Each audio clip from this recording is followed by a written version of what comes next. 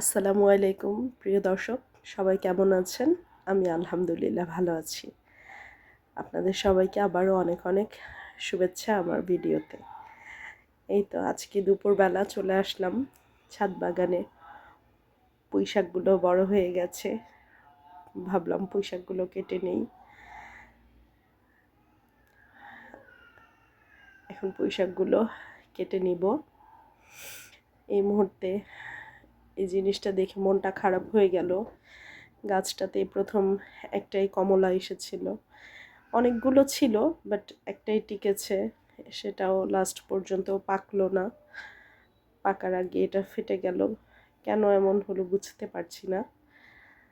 যাই হোক, এটাও ছিঁড়ে নিলাম, গাছে থাকলে নষ্ট হয়ে যাবে। আর এখন গাছে কাঁচামরিচগুলো অনেক দিন হারভেস্ট করা হয় না, তাই আজকে কাঁচামরিচগুলো তুলে নিচ্ছি। বৃষ্টির জন্য হয়তো গাছের পাতাগুলো কেমন হয়ে গেছে,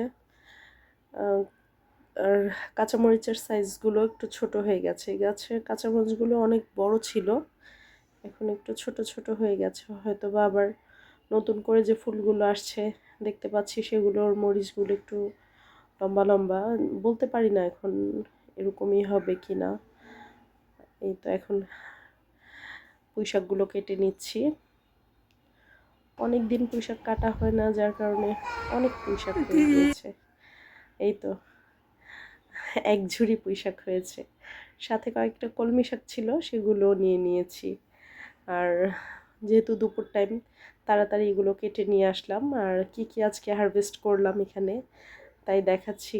পেয়ারা, আমড়া, করলা, কাঁচামরিচ আর একটা কমলা, এগুলো আজকে হারভেস্ট করে নিয়ে এসেছি।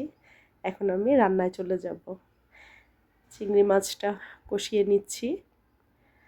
চিংড়ি মাছ কষিয়ে নেওয়ার পরে কিছুক্ষণ তেল ছেড়ে দিলে আমি পুঁই শাকটা দিয়ে দিব।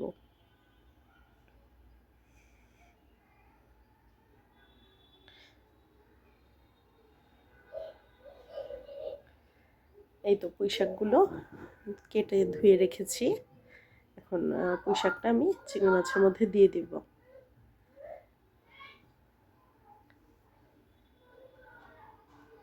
পুঁই শাকটা দিয়ে দিচ্ছি। আর যেহেতু গাছের পুঁই শাক, কোনো সার নেই, কোনো কিছু নেই, খুব অল্প সময় এটা রান্না হয়ে যাবে। আর অনেকগুলো পুঁই শাক দেখা গেলেও রান্নার পর একদম অল্প একটু হয়ে গিয়েছে। এই তো আমার রান্নাটাও কমপ্লিট হয়ে গিয়েছে। আর আজকের দুপুরের মেনুতে ছিল মুরগির মাংস, আলু দিয়ে ঝোল, গরুর মাংসের ভুনা, আর ছিল ডাল।